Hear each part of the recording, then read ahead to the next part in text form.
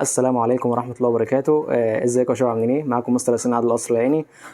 كنت جايب 96.8%، اول دفعة تابلت. وباذن الله اقول لك في الفيديو دوت ازاي تلم الفيزياء في يوم. باذن الله اقول لك في الفيديو دوت ازاي تلم الفيزياء باذن الله في يوم.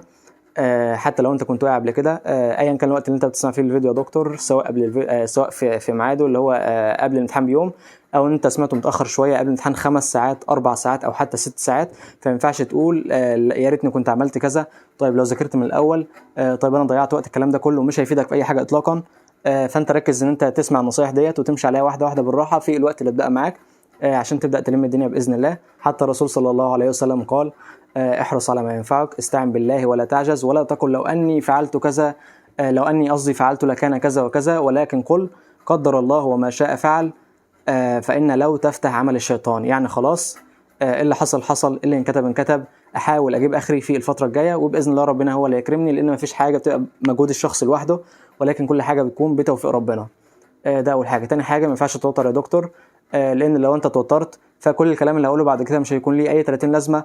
مش هتعرف تطبقه. وحتى لو انت ذاكرت كويس وعملت الكلام الموجود اللي انا هقوله لك دلوقتي، هتيجي قبل الامتحان او تيجي في الامتحان او في اللجنه هتنسى وهتتوتر. فما ينفعش اتوتر. لازم اركز ازاي الم اللي قدامي، او ازاي اجيب اخري في الشويه اللي اتبقوا معايا، ايا كان 24 ساعه 12 ساعه او حتى 5 و6 ساعات، لازم اجيب اخري وخلاص. والنتيجه دي حاجه بتاعت ربنا. المهم انقذ ما يمكن انقاذه. اول حاجه لازم اعدي على المنهج كله، حتى لو انا مش مذاكره قبل كده، حتى لو انا ما حليتش كويس، لازم اعدي على المنهج كله مذاكره. اهم الحل. انا عارف ان انا قلت عكس الكلام دوت في اول فيديو، لكن احنا دلوقتي بنتكلم عن واحد هو واقع خلاص ما قداموش اي حل تاني. فلازم اول حاجه ان انت تعدي على المنهج مذاكره، حتى لو سريع فصل فصل كده.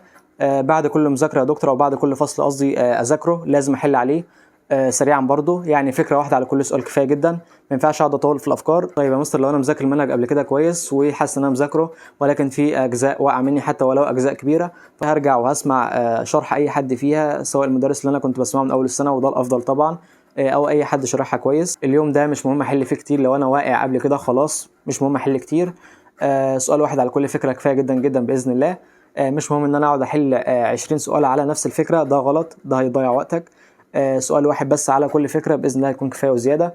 لازم برضو في اليوم دوت اعدي على الاسئله اللي انا كنت غلطان فيها قبل كده. ما ينفعش افكار اكون غلطان فيها من قبل كده ومش بعدي عليها، او خلاص ركنتها، لازم اعدي عليها برضو في اليوم دوت. لازم برضو احل السنين اللي فاتت. ما ينفعش ادخل امتحان وانا مش حالل امتحانات اخر 3 سنين، لان في افكار كتير بتتكرر معايا. فما ينفعش ادخل امتحان وانا مش حالل اخر 3 سنين برضو. دي حاجه مهمه جدا جدا. لازم اجمع قوانين كلها في مكان واحد. الفصل الاول جمعته وانا بذاكر، الفصل الثاني جمعته وانا بذاكر، وهكذا. لازم القوانين كلها تكون مجمعه في مكان واحد بحيث اقدر ارجع لها بسهوله. لازم برضو وانا بذاكر ابدا بالاجزاء اللي عليها اكبر درجه. الجزء اللي عليه اكبر درجه هو دوت المهم، هو ده اللي انا هركز عليه في المذاكره اللي قبل الامتحان. حتى لو انا دخلت من غير اجزاء، ولكن لو هنقذ ما يمكن انقاذه، لو انا بشوف الفيديو دوت في اي وقت قبل الامتحان ب5 ساعات ب6 ساعات، لازم ابدا بالاجزاء اللي عليها اكبر درجه. طيب يا مستر، لو لقيت نفسي بغلط كتير عادي برضو، الموضوع طبيعي. انا شخصيا كنت قبل الامتحان بغلط في افكار، ممكن اغلط 10 اسئله عادي، مفيش اي مشكله خالص. دي كلها افكار انا بجمعها. المهم ان انا بدخل بيها في الامتحان، او ان انا ادخل بيها الامتحان ما اغلطش فيها تاني، او لما اجيلي في الامتحان ان انا احلها. فهو مراجعه ليله الامتحان دي عباره عن تجميع افكار.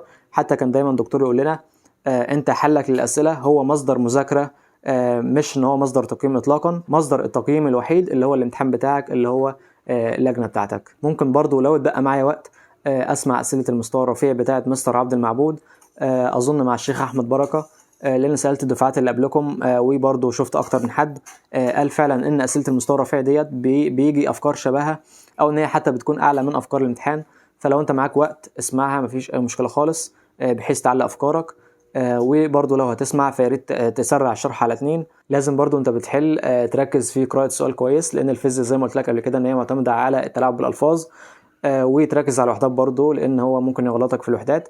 المهم ان انت تركز في السؤال كويس، ان انت تركز في الوحدات كويس، ان انت تدخل الامتحان مركز. برضو لازم تنام كويس قبل الامتحان. ما ينفعش تطبق. حتى لو انت بتسمعني قبل الامتحان ب5 أو 6 ساعات، لازم على الاقل تنام لك ساعتين 3 4.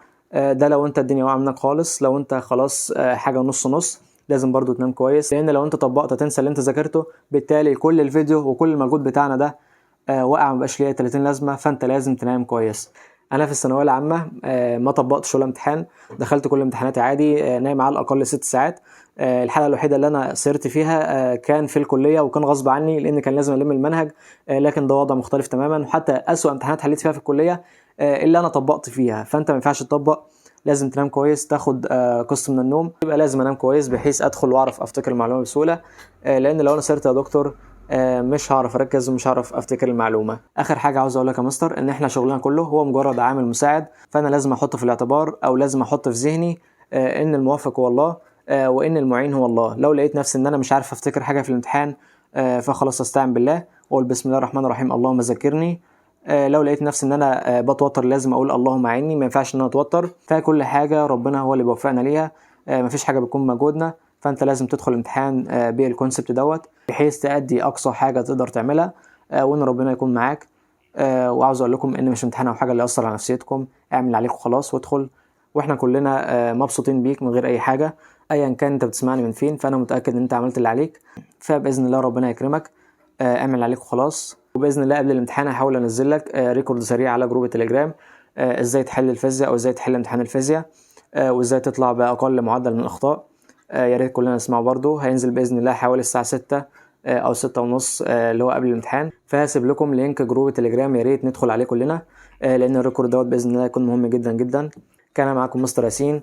افتكروا دايما انا في ظهركم، مش هسيب حد منكم يقع باذن الله، ولكن اعملوا اللي عليكم وخلاص، والباقي كله بتوفيق ربنا باذن الله.